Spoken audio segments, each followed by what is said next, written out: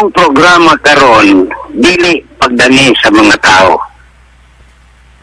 Kay wala ko mga sugua aron madani ang mga katawhan alang sa usa ka pundok. Daghan ang pundok sa kalibutan. Ang wala lamang makita mao kanang gingharian sa Dios nga mao'y pagasudlan sa tanang nga pundok sa kalibutan. Walay gipili yani nga pundok. Tanan-tanan. Kay tinigong mga pundok karon samar na sa sakyanan. Ang mga tao musakay sa usa ka sakyanan, dili lang kay usara kasakyanan. Kay mudunggo na sila dito sa dunggohanan nga mao ang puloy-anan sa Dios kanang gitawag nga gingharian sa Dios. Adto kana mag-usa tanan dito.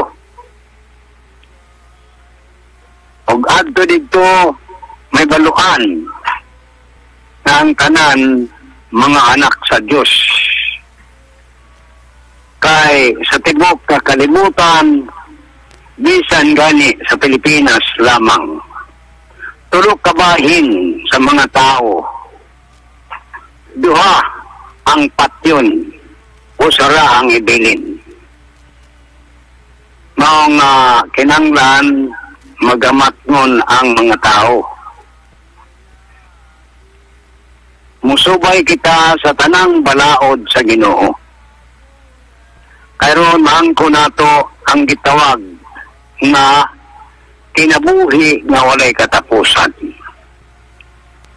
Diya ka na nimo makita sa gobyerno sa Dios, hapit na gamay na lang ang kulang.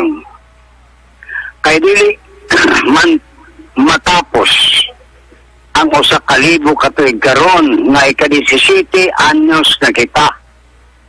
Sa ikapito ka libo katuig human makasala siya dan 17 na kita katuig karon. Dili tagad kini mahuman mabot na ang gobyerno sa Dios. Kung atong subayon ang istorya sa kalibutan karon nga mao ang dalan ngadto sa langit, dili kanang mga misa, dili kanang mga pagampo anang mga pastor, dili kana.